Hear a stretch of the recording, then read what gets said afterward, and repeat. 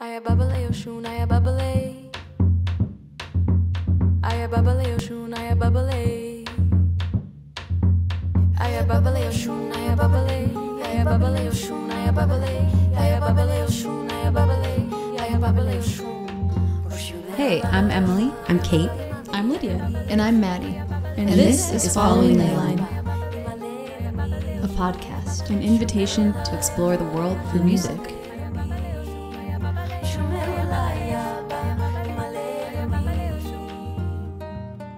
This is episode 6. Today we're talking about our song Oshun, a song for fresh water, and a song that reminds us of our connection to each other and our connection to the world through music.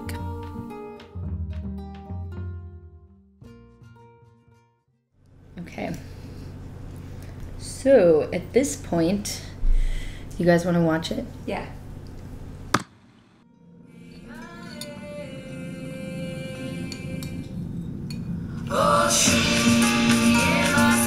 So today we're at Kate's house and we are editing the visual album and we're working on Oshun. Oh, and Kate's making brownies. Oh yeah.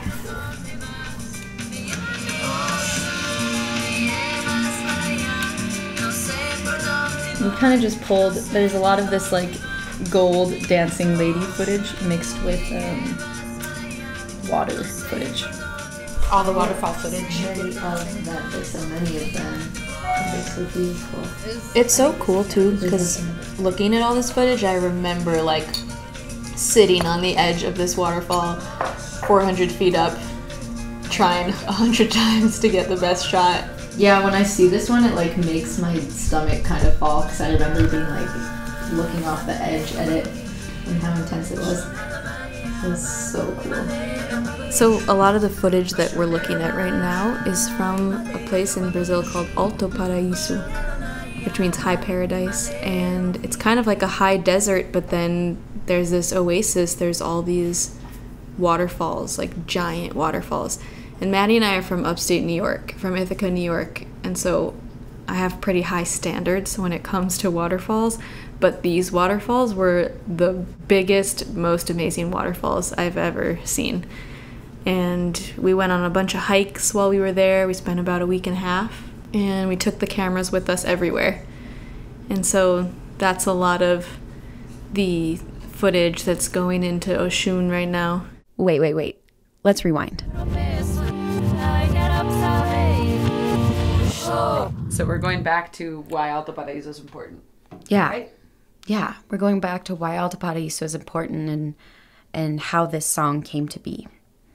So going back to why we went to Alto Paraíso in 2017 as a band, as a quartet, was connected to the time that Kate and I had spent there in 2012. And it was a pivotal moment in our travel together. We'd been traveling for 3 months or so, and it was kind of like, are we ready to go back home? Are we going to continue this journey? And when we got to this place, it felt like I was in the heart of heaven, that there are these giant waterfalls and crystals that sprung out from the floor, and it felt incredibly surreal. And not only that, but this place attracts a lot of artists and people who are curious about nature and spirituality, so it seemed like this kind of magnet. And it was a big pivotal moment for me musically, and also I think with Emily too. Like, we challenged our views of harmonies and how we could really channel our sound and channel the connection that we have into music. And so it was just this total shift in a feeling of purpose and a feeling of connection to the earth and connection to language, to culture and source. And I think a big part of that is because of the power of the water. For some of you, it might seem a little far out, which it kind of is. We're connected to the earth in such an innate way. It is infused in our experience, and you see it in different religions, different traditions and cultures. Like, I'm thinking of mikvahs in Judaism, baptisms, the way we come to water to elevate us and ground us and nourish us and to sustain us.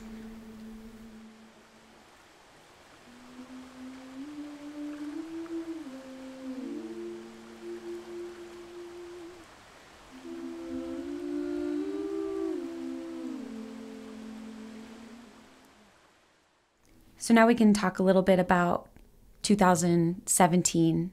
We ended up in Alto Paraíso again. It felt like it was a really important place to bring Maddie and Lydia because it was such a pivotal moment in our experience as musicians and as friends and sisters that we knew that it would be a magical experience for all of us to have that same foundation.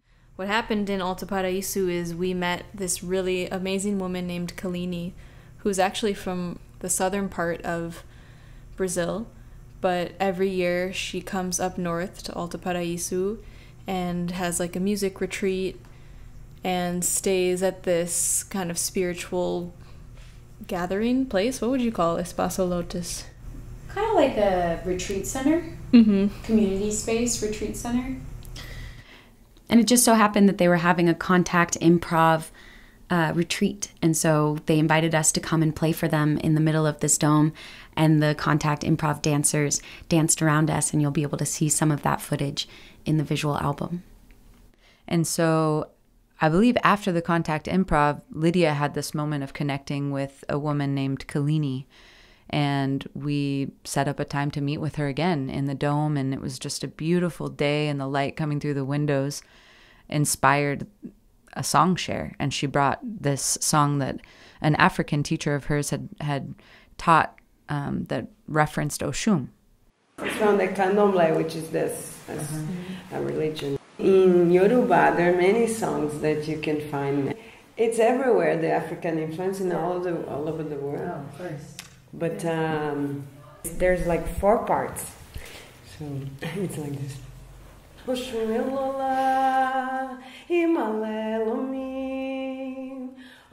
And she taught us the dance, and we just spent a whole afternoon learning and singing and then combining it with this guitar part and the Spanish poetry that Emily had written. And it just evolved in the course of that day. It was very magical.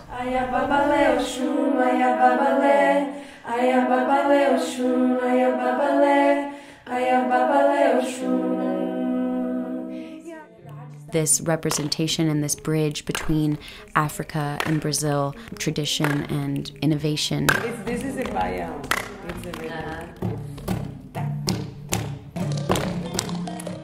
It felt like a really amazing opportunity to learn, and she was like, please carry this song into the world with you. And we learned the song together and incorporated it into what is now called Oxum.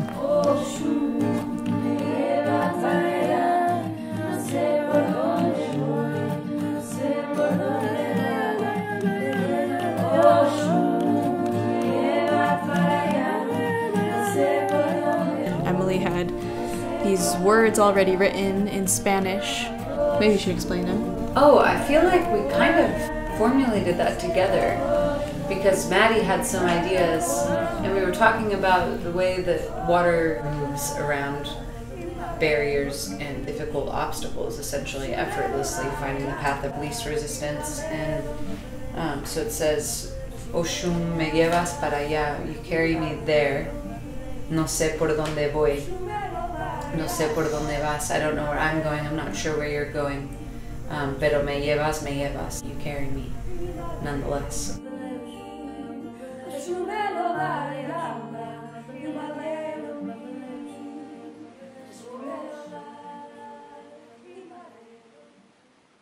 So now you might be wondering who, what, where is Oxum?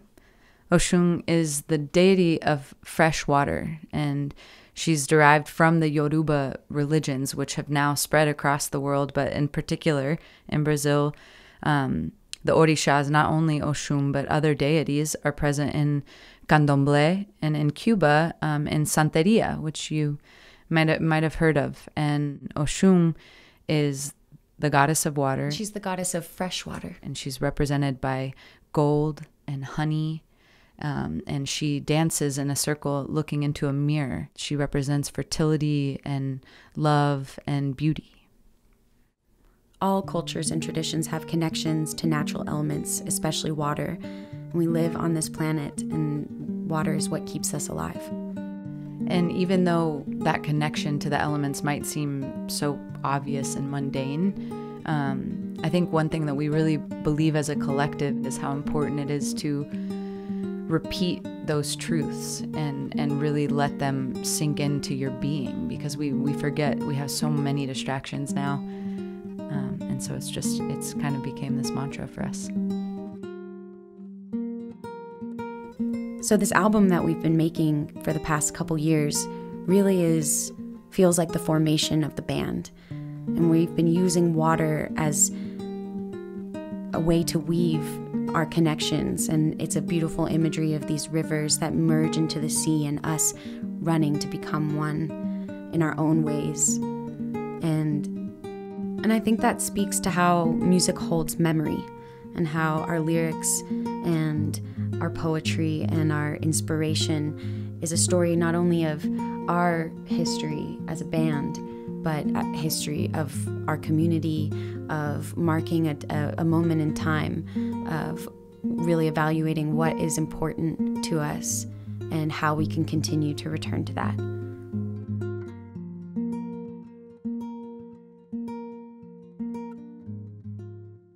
So one other thing that we thought, like maybe some of this would be cool because it's colorful. Let's go back from the beginning, Okay. and I can kind of...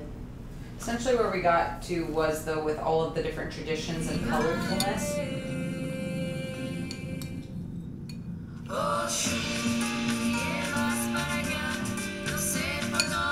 It makes so much sense that this is like the finale, you know, because for me it feels like the biggest connector, you know? It feels like the biggest... This feels like the culmination of the celebration and collaborative process that we had in celebrating one of the most important, the most important resource that we have on this planet. I also feel like a lot of these clips especially of the waterfalls, was like just some of the sweetest moments, because it was like, woohoo, we're going to a waterfall, It was like just such fun times. Yeah, I think that's what I mean of like, it's universal, that relief of water, the movement, the power, and we see that in all these different cultures, and so it's not something that needs to be explained, and it just is felt. And I think recognizing the power of that, of being humble in front of the force of nature, is just an incredible visual. So the huddle that you'll see at the end of the visual album, at this kind of climax of Oshun and the waterfalls and all this energy, is this coming back together. And it's something that we do oftentimes before we play a show. We make a huddle and we come back to the intention and to why we're making music. We take a deep breath and we reflect on that. And we chose to end the visual album in this same way, of visually showing the love and the connection that binds us all, and the space and the container we create for music. Why do we hurt you so when we need you? Sweet water, you've given us life. Can we praise you? Sweet water, teach us how to save you. Sweet water.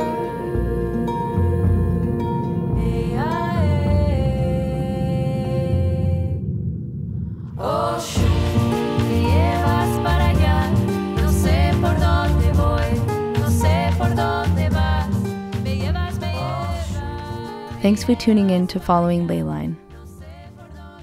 Next time, we'll be talking about the title track of our album, We Saw Blue. Subscribe to our YouTube channel so you can dive deeper into the songs and get an exclusive premiere of our visual album dropping May 14th. And remember, we're always just a message away on Instagram at Ley Line Sound.